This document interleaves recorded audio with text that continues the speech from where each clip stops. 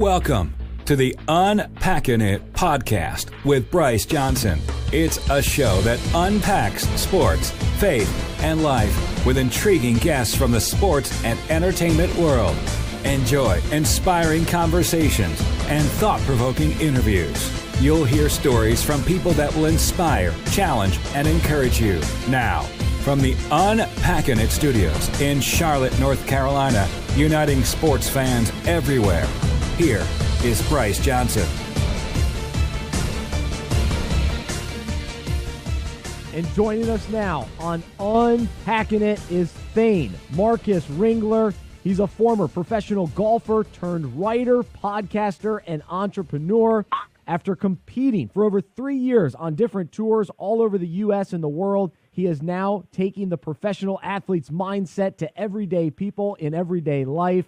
Through the collaboration business he is building, Thane is coming alongside freelancers, business owners, and fellow entrepreneurs to help them be more efficient and effective in the work they are doing. He is also passionate about all things fitness, health, and wellness, and coffee, and he ultimately does everything for the purpose of bringing honor and glory to God. He is the author of the book, From Here to There, A Quarter-Life Perspective on the Path to Mastery, and he hosts the podcast called The Up-and-Comers. Thane, thanks so much for joining us. How are you? I'm doing well. Thanks, Bryce. I really love, writing a bio. It's 10 times better with your voice, so I really appreciate that. No, it's great to share all that you've done and all that you intend to do moving forward. So we're excited to hear about the whole story and what God's doing in your life. And I want to start, though, on the golf side of things.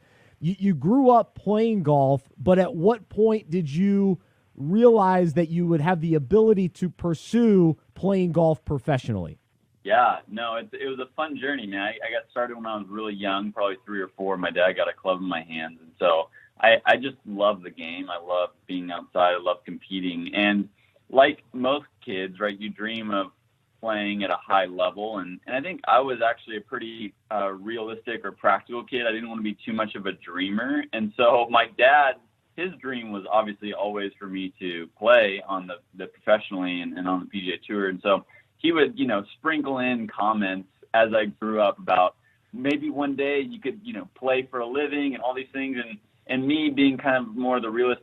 Ultimately, I didn't want my hopes to be let down, so I basically wasn't allowing myself to think about that as an option until really into college when I saw the trajectory and I could see the growth steadily increasing and getting better over time and seeing it get closer and closer to being a reality. That's when I really first started affording myself the opportunity to actually think about it. So I wouldn't say until about halfway through college did it really start becoming a potential or a reality in my mind, even though I had known from an early age that I had been blessed with some natural ability and talent, and with the work ethic that God had given me, I knew that could be a powerful combination. And so then you graduate college and you make the decision to pursue professional golf. And for those that may not know what that entails, it's a little bit different than the way we see college basketball or college football and guys pursuing the next level. Explain for the listeners what that looked like, especially for you specifically. Yeah, so I went a little bit non-traditional in the sense that I really wanted to do things right, and I really wanted to use my business degree and background to make it, in a sense, its own business or entrepreneurial type journey. So what a lot of guys will do is, the cool thing about professional golf is that anyone can be a professional golfer. So it's an open platform. There's no politics or bureaucracy around it. It's declaring professional status and entering into a professional tournament and playing as a professional makes you a professional. Now, a lot of people won't do that because getting your amateur status back takes about a year plus of limbo where you can't play in either. And so it makes it a little bit harder, and it really makes it to where just people who are really serious about it, those are the ones who actually commit to it, because you can actually play in better tournaments as an amateur. But most guys, what they'll do is, obviously it takes a lot of money and time to do it. And so what most guys will do is go to their country club and find a rich guy and kind of do a, country club handshake of give me the money and I'll double your money if I'm successful, which is a easy way to do it. And also not a bad way, because it's a neat way to kind of pitch your bets onto a player and try and support them through the dream. For me, I had my grandpa help me write a business plan my senior year of college that ultimately created more long-term relationships with the investors and sponsors, and created a team. God blessed me with 10 to 11 investors to start out, where when I graduated college in May, I was able to just turn professional that next month with the sponsors that God blessed me with, and embarked upon my professional career earlier than most, because a lot of guys will wait till the fall, and I just wanted to keep the momentum going and just dive right in. And so that was the way I did it. And then really professional golf, for people who don't know, is broken up into really 3 tiers. PGA Tour is on top, followed by the Web.com Tour, which is kind of the AAA baseball, and then below that are all the developmental tours.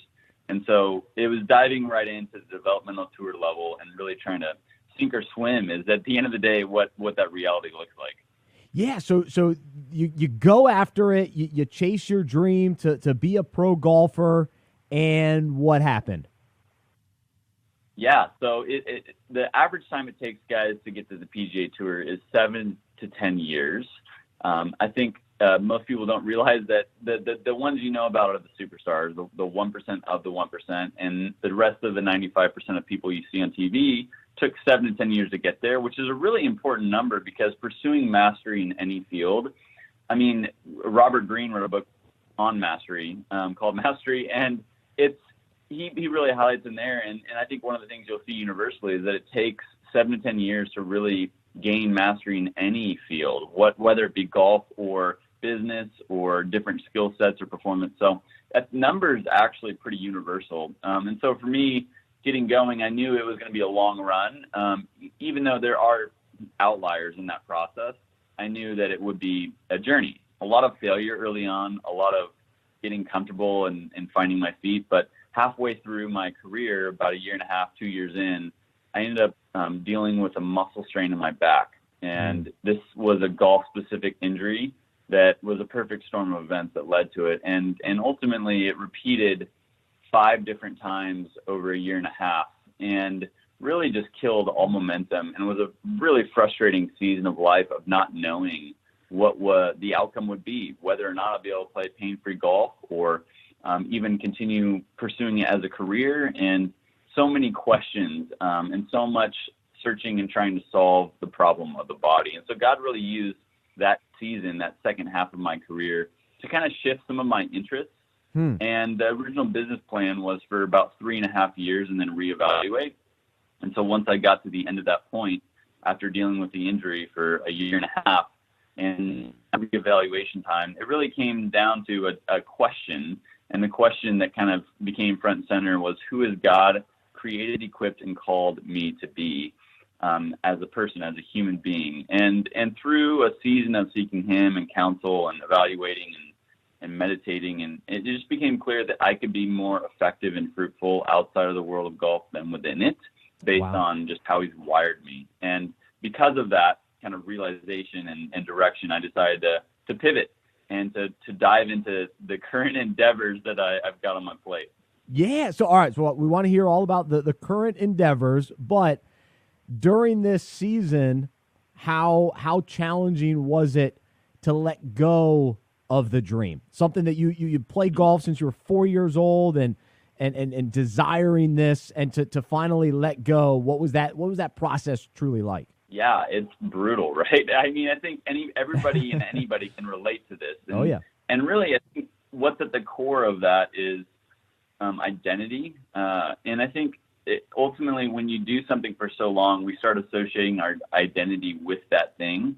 And that's a dangerous process, because our identity should never be found in what we do, but rather in who we are. And those are 2 drastically different things. But it's natural for us to start associating our identity with what we do. Like, hey, I'm saying I'm a professional golfer. That's how you identify yourself. But really, at our core, we have to get back to who we are and who God says we are as human beings. And that's kind of the sticky area. And so for me also, it's that fear of failure. I think this is what plays off that identity, is saying, look, if I played golf my whole life and pursued this career my whole life, and it ends up being a failure, then I start associating my identity as a failure, right? And that's also a lot of fear around that. And it's not true. It's ultimately a lie. And so I think this fear of failure, this irrational fear, the lie of that is this fear of dead ends, and saying that if I go down this road and commit to it 100%, sell out to it, right, in a good way, be fully committed, and it ends up failing, like I hit a dead end with that road, that the irrational thought says that I have to go all the way back to the start line and begin again all over again, right? You have to start from scratch, and that's never true. That's the lie in it, is that you get to, instead of going back to the start line again, you get to take a few steps back, pick a new direction, a new trajectory, pivot, and start moving forward again with all of the experience you've gained up to that point. So I think that understanding, I mean, because I went through this, like, this is some of the things that it taught me, and I think it's really empowering for others to hear that you don't have to start over again. You get to move forward with the experience you've gained, whether or not the path you're on leads to the success that you thought it would. Wow, that's great wisdom from Thane right here on Unpacking It. And so you mentioned how, you really relied on the Lord, and you're seeking after him for direction and understanding who you were. Take me into the faith journey of really just growing in your faith to be able to even get to that point of understanding the need to trust him moving forward to the next phase of life. Man, the faith journey is life, right? I mean, that's how life can be defined. And, I think it's very parallel in how God grows us in our faith, because ultimately we know that God chose the weak to shame the strong, the foolish to shame the wise, as he talks about in 1 Corinthians. And really, it starts from a base operation, a base understanding of who we are and who God says we are, which human beings are two things. And this is a really important, I think, perspective for us to carry. It's one, we're all created in the image of God, meaning everyone has divine inherent worth that no one can take away, no one can change. It's given to you just by the fact that you're a human. And then two, we're all sinners, meaning we all fall short. No one is better than the rest of us. We're all on an even playing field. And so if we can operate from that perspective, then we start seeing things as God, we start seeing ourselves and each other as God sees us. And then it's just about, okay, whose way is best, right? Is it my way or is it God's way? And at the end of the day, like, we all think our way is best, but God's the one who created us. And so he's the one who's going to know how we best operate, what's our most blessed path, and what is best for our good and his glory. And it's just a trust thing. And that means we think that we know the best path, not God. And so really my faith journey has been, one, God, like, opening my eyes to be able to see him and know him at a younger age, just being raised in the church and with a family that loved God and Jesus. And so from that point on, it was really, the faith journey is learning a lot from failure, learning a lot from sin and mistakes, and God lovingly, as my father, disciplining me and bringing me back to him. And so I'm so grateful for the ways that I failed and messed up, because those are the things that increase my love and my affection and my desire for God. And without them, I wouldn't have the faith that I have today. And I think it's true if you look throughout the Bible.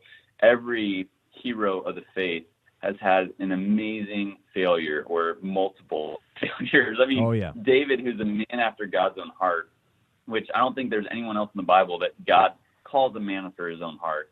This guy, I mean, if we think about it, like, oh, this guy must have been amazing. Well, guess what? He ended up sleeping with a girl, getting her pregnant, and then killing her husband, and then marrying her and not even thinking twice about it. How can this guy be a man after God's own heart? But I think it highlights a really important part, that God is way less concerned about the actions and way more concerned about the heart, because out of the right heart for him flows the right actions, not the other way around. And so they go hand in hand, but he's concerned about the heart, and he's the one who sees the heart. And you see David's repentance in his heart after that, and that flows the right action. So anyways, all that to say is, man, it's just a heart for God and loving him, and God does the rest. He really is the one who changes us through his word, through his spirit, and through life. Amen. He changes our heart, and that through that process, then our behavior starts to change. And so you end your golf career. You have this passion for Jesus and a passion for other people. And so now you've written a book, you host a podcast, you speak. And so what led to this being kind of the next step as far as recognizing, okay, these are my skills, these are my passions that God has developed in me to now pursue at this stage of my life and career?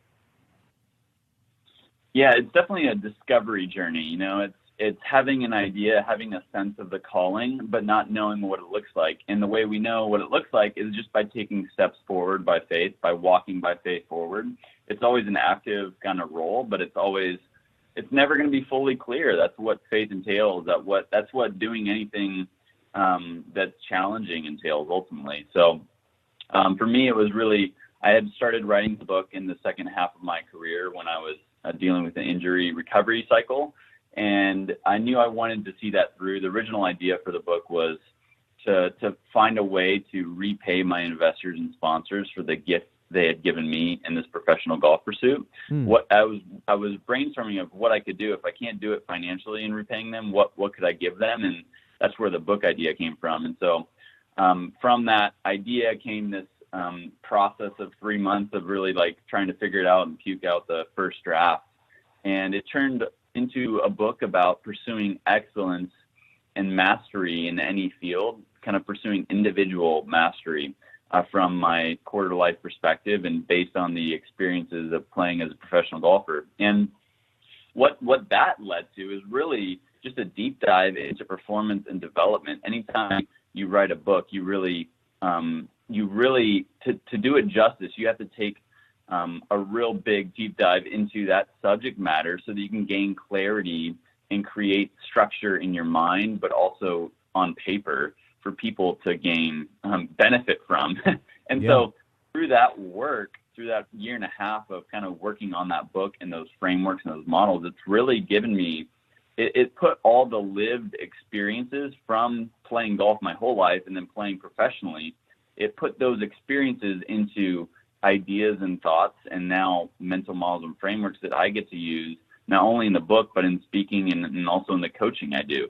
And so that whole process unknowingly has fueled all the things that I'm doing today. And I think that's how God works. You know, we just have to be faithful with what's in front of us. And for me, that was seeing the book through well and making that happen. And that's turned into now really coming alongside others to bring out their best good for the world's greatest benefit. And it's honestly 10 times more fulfilling than playing golf because as a golfer, my whole career was focused on how can I optimize my performance, right? And it's very self-focused. It's very myopic. But now I get to have that same mindset and just have it be for the benefit of others. And I can tell you it's been about 5 times more fulfilling than I'm trying to do that for myself. And so I've been really blessed by that. Wow. No, that's really cool. And so the book is called From Here to There, A Quarter Life Perspective on the Path to Mastery. And so how do you explain or wrestle with the concept that we want to continue to grow and improve and pursue excellence in work, but also in who we are as people, while also surrendering, trusting, submitting to God to do the work in us? And so I know that I kind of just struggle with this concept a little bit to really, grasp it and to live out of that each day. Where do you come out on that? This balance between we want to improve individually, but ultimately it is for God's glory. It is for his purpose. It's for his plans. And there's a huge level of trust to allow him to really do the growing.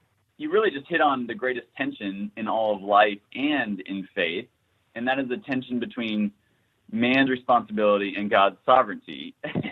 And God provides us with both those as true. And so we get to live in the middle of that tension and try and balance between the two, right? Like you were talking about. And it's interesting. The only way that that's possible is Jesus. Like Jesus is the only way for both of those to be true and possible at the same time. And so that's why we get to trust and rest in him. But I think each person falls on one side of the spectrum, right? Each person will naturally have a bent towards one side of the fence.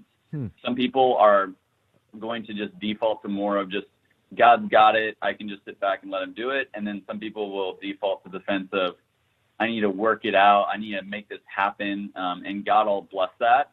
And so both are needed, and we need each other to balance ourselves out. I definitely fall on the man's responsibility side naturally.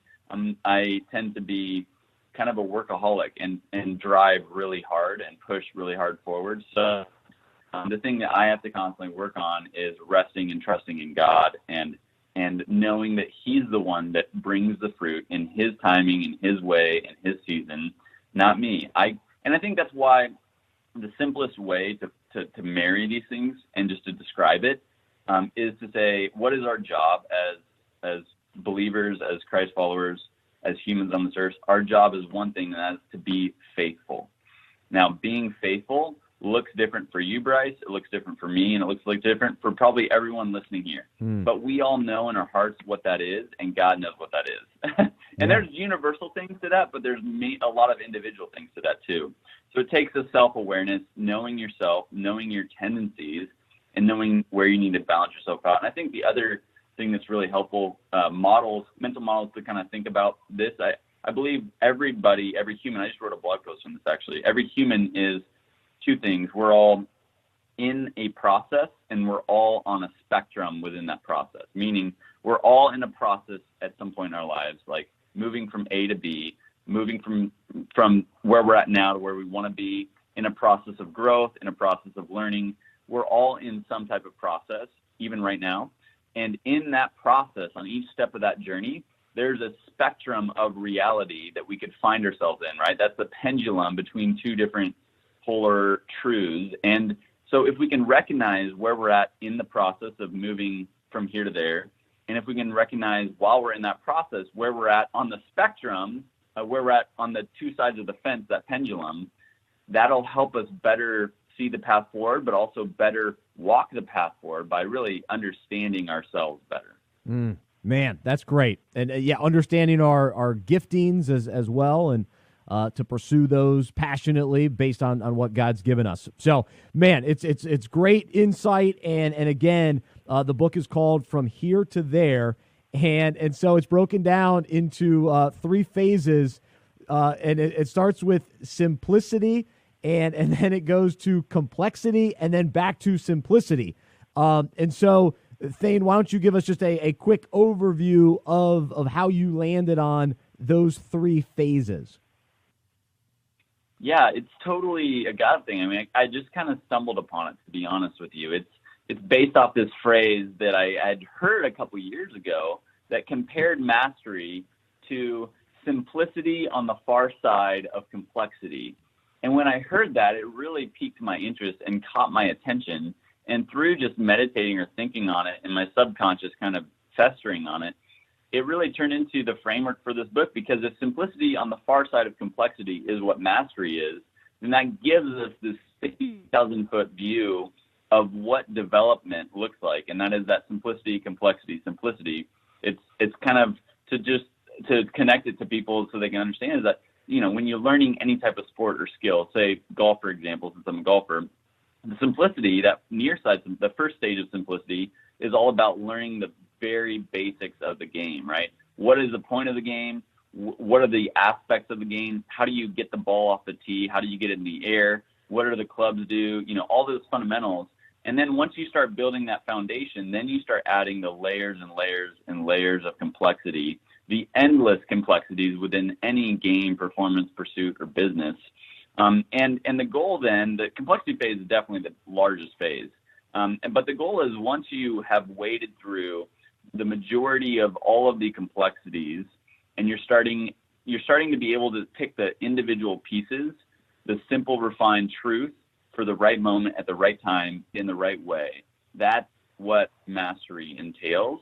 And so it's a kind of a really cool mental model framework to think about how can we pursue individual mastery? How can we reach that far side simplicity in whatever field we're pursuing? And that transition, the key that really unlocks the door for that is, again, like we talked about before, self-awareness, because you have to know how you operate, how you're wired, and how you can best produce your highest results. And then use all of the different systems and universal principles that you've been taught by others and pick and choose the ones that best apply for you so that you can bring out your best.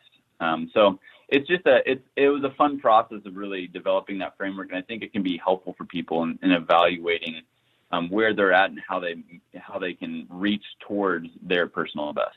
Gosh, it's awesome. Regardless of what stage you're at in your career and life, this can be beneficial and impactful for you.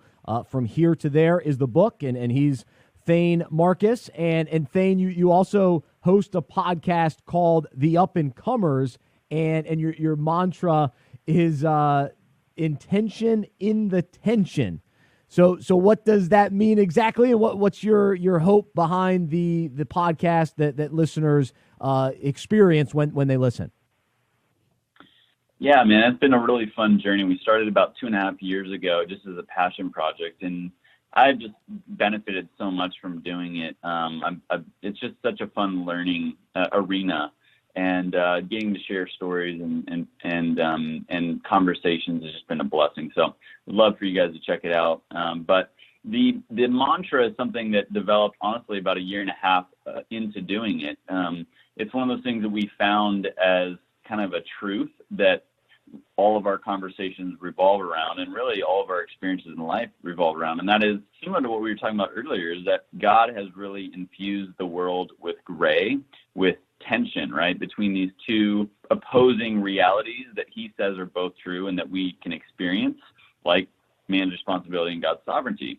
And the goal is to live in that tension, because God's not saying to camp out on the right side of the fence or to camp out on the left. He's saying yes to both sides of the fence, meet in the middle.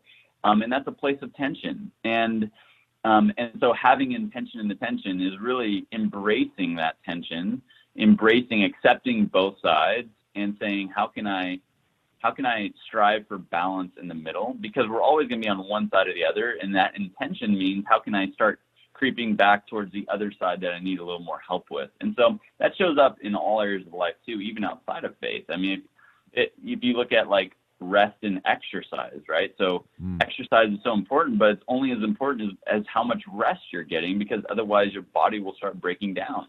So there's a tension there. It's not all rest, it's not all exercise, it's meeting in the middle. And so there's so many ways it applies, but I think it's a really helpful mantra to just think about how we can best flourish in the middle of that tension. Thane, man, really appreciate you joining us here on Unpacking It, and encourage everyone to check out ThaneMarcus.com. That's ThaneMarcus.com, and just appreciate your heart and insight, and so cool to see how God has used you since your dream ended with golf, but he wasn't done with you yet. He was just preparing you and getting you all set for what he's called you to do now. So stay after it, and thanks for being an encouragement to all of us here today. Thanks for having me, Bryce. Really enjoyed it, and yeah, so glad we got connected, and excited just to keep striving for the kingdom. So keep up the good work, brother. Amen. Absolutely. Well, we'll catch up again. He's Thane Marcus joining us here on Unpacking It. For more information about the show, our events, and other resources, visit unpackinit.com. That's unpackinit.com. We hope you are encouraged, inspired, and challenged by what you heard today.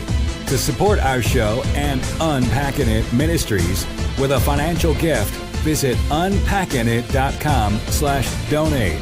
We look forward to unpacking sports, faith, and life with you again next week.